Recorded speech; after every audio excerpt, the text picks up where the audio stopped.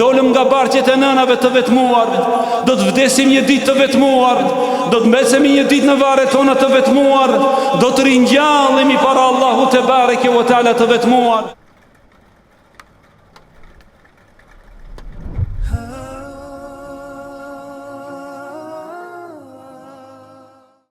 Allahun te bareke ve teala falenderojmë, atë xhelle ve ala madhërojmë, prej tij falje dhe ndihmë kërkojmë. E falenderojmë Allahun xhelle ve ala të gjallin dhe të përjetshmin, kurse njerëzit edhe xhinët do ta shijojnë vdekjen. E falenderojmë Allahun te bareke ve teala kujdestarin e qijeve dhe të tokës. E falenderojmë Allahun te bareke ve teala furnizuesin e krijesave. E falenderojmë Allahun te bareke ve teala të urtin të lartit dhe të gjithdijshmit te bareke ve teala. Salavat dhe selamet jenë për pejgamberin ton të dashur Muhammedin, të birin e Abdullahi salavatu rabbi wa salamu alej, atë pejgamber të cilën e zgjodhi Allahu te bareke ve teala mbajtës dhe kumtues i mesazhit të fundit që Allahu xhellu ala kishte për t'ia thënë njerëzimit. O ju robër të Allahut, lagni gjuhët e juaja me salat dhe selame sa herë që përmendet emri Muhammedit sallallahu alaihi wasallam. Allahu te bareke ve teala tha për Muhammedin: innaka mayitun wa innahum mayitun thumma innakum yawm al-qiyamati 'inda rabbikum takhtasimun. Ti o Muhammed do të vdesish, por edhe ata do të vdesin. Pastaj një ditë të gjithë ju do të ringjalleni para Zotit të Madh te bareke ve teala.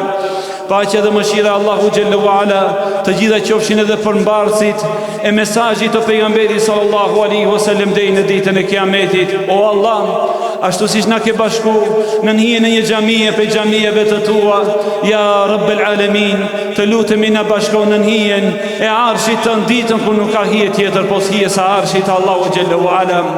Të nderuar vëllezër, diku në kohët e lashta dhe ato para 1300 viteve, ishte një prej khalifeve dhe mbretërve të muslimanëve, e kishte emrin Abdul Malik ibn Marwan rahmetullahi alayh, i cili posedonte një pushtet të madh.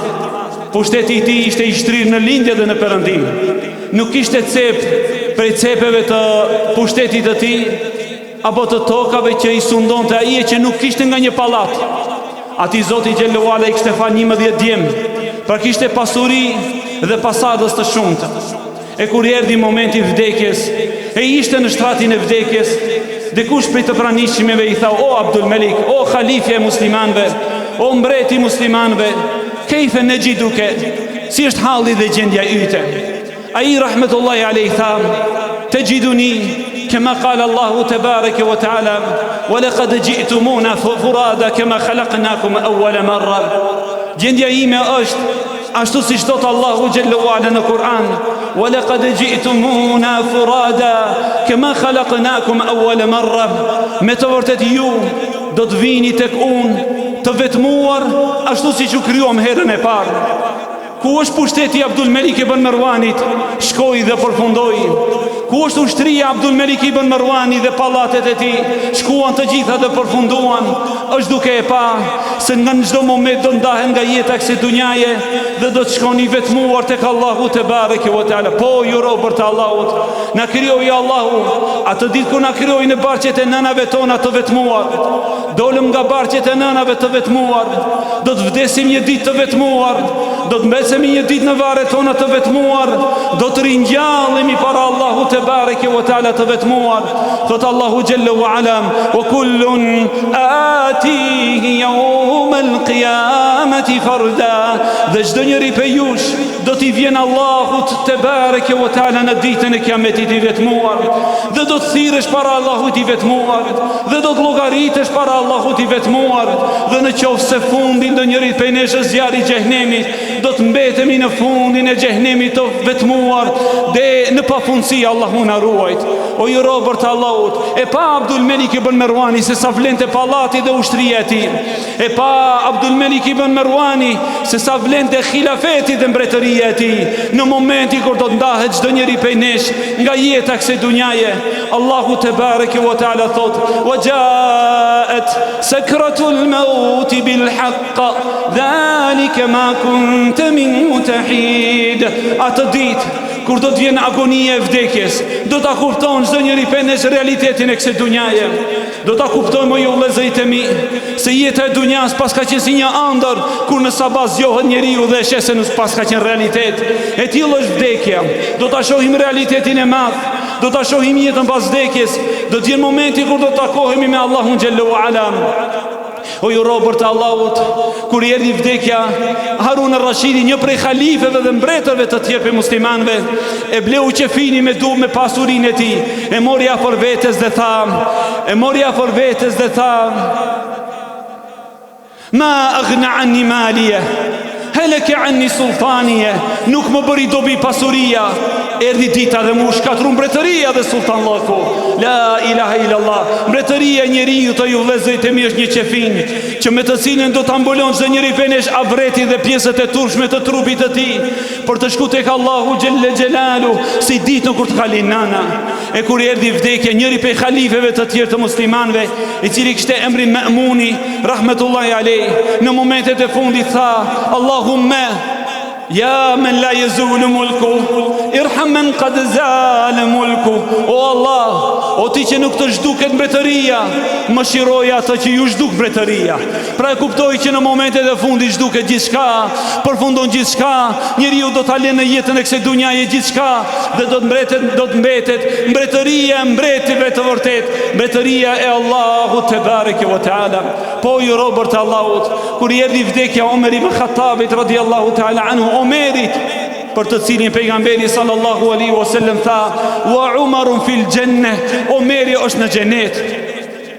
Pra e kishte garantuar pejgamberi sallallahu alaihi wasallam Omerin se do të jetë prej banorëve të xhenetit.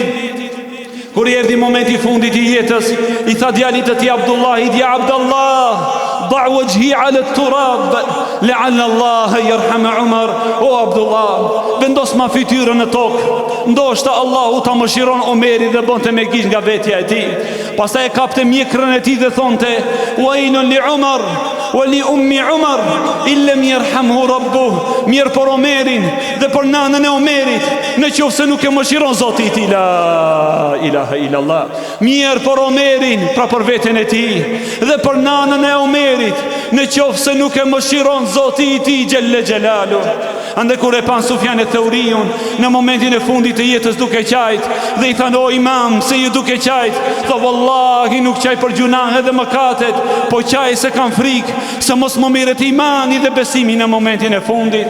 O ju robër të Allahut, pejgamberi sallallahu alaihi wasallam thot, innamal a'malu bil khawatim, me të vërtet vepra do të vlerësohen si pas përfundimit. Andaj ka qenë halli dhe derti dhe gajlja më e madhe e pejgamberëve të Allahut dhe pasuesve të pejgamberëve të Allahut, si do të përfundon çdo njeri prej nesh. E lusë Allahun xhallahu ala që ne me shpirtna me iman, e ne i përfundon jetën e kësaj dunjaje me shahadet la ilaha illallah Muhammed Rasulullah. E Uthmani ibn Affani radhiyallahu ta'ala anhu, e kush ishte Uthmani, pronari dy dritave, njeriu të cilin e garantoi pejgamberi sallallahu alaihi wasallam me xhennet, ai i cili e bleu xhennetin e Allahu xhallahu ala me pasurinë që e dha në rrugt të Allahu xhelle xhelalu. Sa herë që kalonte pranvareve, qante radhiyallahu anhu derisa i lageshte mjekra me lot. Dhe kur e pyetin, o imam, o Uthman, pse je duke qajt? Thonte, nga se kam dëgju pejgamberin sallallahu alaihi wasallam të thot, el qabru awwalu manazil al akhirah, faman naja minha fama ba'daha aysar. Me të vërtet vari është stacioni i parë i kësaj dunjaje, më falni, vari është stacioni i parë i ahiretit. Kush shpëton në të, pas asaj do ta ketë edhe më lehtë, e kush nuk shpëton në të, pas asaj do ta ketë edhe më rënd. Allahu na ruaj ya rabbel alamin. O ju robër të Allahut, kjo jetë sado që të zjatë një ditë do të përfundon, sado e madhe që duket ajo në syrin e Allahu xhallahu ala shumë e vogël. Është e vërtet se derisa ende jetojmë në këtë dunja, e shijojmë atë dhe e jetësojmë atë, po mos e harroni hisen e Allahu xhallahu ala, mos e harroni namazin, se për të do të pyetin në varret e juaja, mos e harroni Allahun, se për të do të pyetin në varret e juaja. Thot pejgamberi sallallahu alaihi wasallam, do të vinë melekët në varr dhe pyetjen e parë që do t'ja parashtron njeriu, men rabbuk, kush ishte Zoti yt? Kush ishte Zoti yt? Kush ishte i adhuruari yt? Kush ishte ai i cili i jep një përparësi në jetën e dunjas. Thot pejgamberi sallallahu alaihi wasallam, besimtari do thot Rabbi Allah, Zoti im ishte Allahu, se unë jetova për Allahun, unë zgjova në sabah për Allahun, unë ushqeva familjen time me atë për Allahun, unë ushqeva atë me halal për hatër të Allahut, unë u largova nga alkooli për Allah, u largova nga bigjozi për Allah, u largova nga imoraliteti për Allah. Shumë lehtë do ta them Rabbi Allah, Zoti im është Allahu xhallahu ala. Pastaj do të pyetim ju vëllezër për sistemin e jetës tonë, e që është Islami dhe feja ynë. Thot pejgamberi sallallahu alaihi wasallam, do t'i thonë melekët wa ma dinuk, kush ishte feja yte?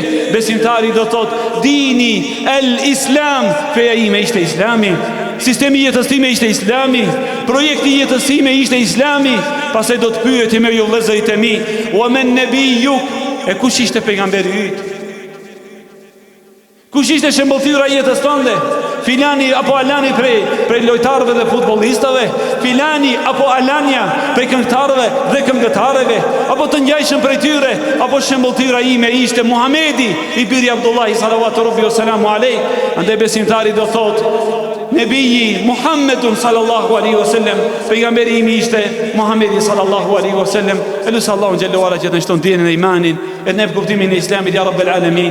Elusë Allahun të ne përfundim të mirë në jetën e kësaj dunjaje dhe të na mundson që ta kalojmë provimin e varrit, e provimin edhe testin e ditës të ahiretit. Amin, amin ya rabbel alamin. Nëse një grumbull njerëzish janë të bunë në një tavolinë dhe bisedojnë se ku do t'i kalojnë pushimet e verës, ku do të shkojnë në pushimet e verës, edhe të ngjajshme si ajo, pra bisedojnë për një të ardhme që është mbas një muaj apo mbas 2 muajve. Ajo bisedë do të na duket shumë e natyrshme. Është normale që njeriu të mendon për të ardhmen e tij, të bën plane për realizimin e disa plane dhe projekte dhe agjendave të jetës së tij. Po ju vëllezërit e mi, pse na vjen ndonjëherë e çuditshme kur ne bisedojmë për të ardhmen më të rëndësishme në jetën e njeriu? E ardhmja pa kthim, ai është jeta pas vdekjes. O jo robër të Allahu, nuk ka realitet më të pashmangshëm se vdekja. Ajo një ditë do të na takon. Allahu xhallahu ala thot: "Qul innal mauta alladhi tafirruna minhu fa innahu mulaqikum." Thuaj ju atyre vdekjes prej së cilës po ikni, me të do të përballeni. Thumma turadduna ila alimil ghaibi wash-shahada. Pastaj do të ktheheni tek ai i cili i dije të fshehura dhe të dukshmet. Fejunebbiukum bima kuntum ta'malun, dhe ai do t'ju lajmëron me atë që e keni punuar në dunja. La ilaha illallah. Nuk ka punë e vogël apo e madhe ju vëllezër që nuk do të na del para Zotit të Madh xhallahu ala. Wallahi edhe ky moment që jemi të ulur në xhami dhe e dëgjojmë imamin edhe hoxhën, edhe ky moment do të na del para Zotit xhallahu ala. Pra i lumi i cili bën plane për të ardhmen e tij që të përballet me çdo sfidë në jetë. Por i lumi i cili bëhet gati që të përballet me sfidën më të madhe, momenti kur do të vi melekët e Allahu xhallahu ala dhe ta marrin këtë shpirt për këtyre trupave. Elusë Allahu xhallahu ala që t'i takojmë melekët e Allahu te bareke ve teala duke u buzëqeshne me ata. Tregohet nga Abdullah ibn Mubarak radhiyallahu taala anhu, i cili në momentet e fundit të jetës i mbylli syt, pastaj i hapi syt, filloi të buzëqesh dhe tha limithli hadha falyamalil amilun, për një ditë si kjo le të punojnë punëtorët. Pra i pa melekët e Allahut se si e përgëzojnë me xhenet dhe tha limithli hadha falyamalil amilun, për një ditë si kjo lum ata që përgatiten. Pra ju vëllezërit e mi, vëllahu juaj e kujton veten edhe ju se një ditë do të përballemi me këtë realitet të madh. O ju vëllezërit e mi, biseda për vdekjen është e pakëndshme për çdo njeri prej nesh. Asnjëri prej nesh nuk dëshiron ta bisedon ato, por ja që na i ka shkruar Zoti xhallahu ala, ja që ato do ta shijojmë dhe do ta përjetojmë. Por qëllimi i këtyre fjalime dhe këtyre bisedave ju vëllezërit e mi është që të ngjallim në zemrat tona imani dhe besimi, të ndalemi prej shumë harameve dhe mëkateve. Ndaluni ju robër të Allahu prej lakuricisë, ndaluni ju vëllezërit e mi prej alkoolit, ndaluni ju robër të Allahu prej immoralitetit, ndaluni ju robër të Allahut prej të gjitha harameve dhe mëkateve që hidhërojnë Allahun. Thot pejgamberi sallallahu alaihi wasallam, në një natë erdhën 2 krijesa më morën për dorë dhe më dërguan në një vend të çuditshëm, kur atje thot e pash një furrë, ku pjesa e poshtme ishte e ngushtë, kurse pjesa lart ishte e gjerë. Brenda në të pash djelmosha dhe vajza të reja, të gjithë lakuriq. ku zjarri kur ndizesh nga poshtë ata ngjishteshin lart, pas e kur shuhesh te zjarri ata zbritnin poshtë, dhe ju thash atyre të dyve, kush jeni ju dhe kush janë këta? Ata më thanë, njëri prej tyre tha unë jam Gjibrili, kurse tjetri prej tyre tha unë jam Mikaili, kurse këta njerëz, burra dhe gra lakuri që i paje në këtë furrë, jenë zinaqarët dhe zinaqaret e umetit tënd, ky do të jetë dënimi i tyre në varr deri në ditën e Kiametit. Allahu na ruaj. Mos e humb xhenetin e Allahu xhallahu ala për një 5 minutë kënaqësi për kënaqësive të kësaj dunjaje. O ju robër të Allahut, këshilloni fëmijët e juaj ta kenë frikën Zotin xhallahu ala, të ruhen prej moralitetit. O vëllezërit e mi, sëmundjet janë shkaku i zinas. O ju robër të Allahut, tërmetet janë shkaku i zinas. O ju robër të Allahut, hidhërimi i Allahut është shkaku i moralitetit dhe i zinas. Pejgamberi Allahu sallallahu alaihi wasallam tha: "Ya ummat Muhammad, la aghiru min Allah, min an yazni 'abdu aw tazni amatu." O ummeti Muhammedit, s'ka më xhelos se Allahu që ta sheh robin dhe robëreshën e tij duke bërë zinë dhe immoralitet. Cila nana, cila grua, cila motër e dëshiron? Kush prej jush e dëshiron për motrën e tij? Kush prej jush e dëshiron për nënën e tij? Kush prej jush e dëshiron për hallën dhe tezën e tij? Po filania dhe alania është motra e dikujt, nëna e dikujt, bia e dikujt, gruaja e dikujt.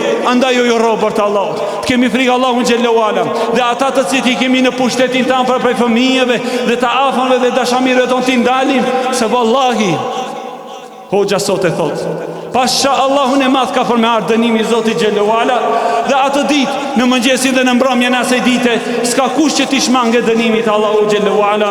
Po e thash këto ju vëllezër, se filloi vera, filloi që të shfaqet lakurizia. Allahu na ruaj ya rabbel alamin. Elus Allahu xhallahu ala që na ruan për çdo vepër që i dhëron madhështinë e tij te bareke o teala. E pyetën dikën prej imamëve të hershëm: o imam, në qoftë se ne i bëjmë mëkat Allahut, tha Allahu të falën. Tha po në qoftë se ne i bëjmë mëkat Allahut, tha Allahu të falën. Tha o imam, po në qoftë se ne i bëjmë Allahut mëkat, tha në qoftë se hidhorohet Allahu, hidhorohet me hidhërimin e Allahut qielli dhe toka. Mëson Zoti, o ju vëllezërit e mi, Allahu na ruaj. Jeta e kësaj dunjaje është provë, është bela që të na sprovon Allahu imanin dhe besimin ton. Nuk e ka lehtë njeriu që ta ulë në shikimin për Allah, e të mbrohet prej vendeve ku hidhorohet Allahu, por shpresa në shpërblimin e madh të Zotit xhallahu ala.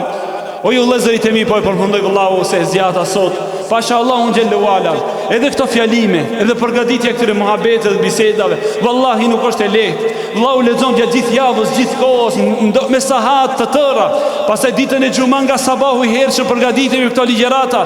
Bile pasha Allahun, ka ndodhur ndonjëri prej mësuesve dhe hoxhallarëve duke na thënë: "Mëse ki popull nuk dëgjon." Jo vallahi, ki popull dëgjon, por mbi të gjitha unë e bëj arsyetimin para Allahu xhallahu ala, që të kem arsyetim nesër para Allahu xhallahu ala. E thaje apo nuk e thaje? E thash ya Rabbi, dhe marr dëshmitar Allahun dhe banorët e qijeve se ne mundohemi që ta themi të vërtetën. O Allah, të lutemi dërgo salavat dhe selam për Muhammedin sallallahu alaihi wasallam, ai sa është numri gurve në tokë dhe numri i yjeve në qiell. Allahumma salli wa sallim ala abdika wa rasulika amin ya rabbal alamin.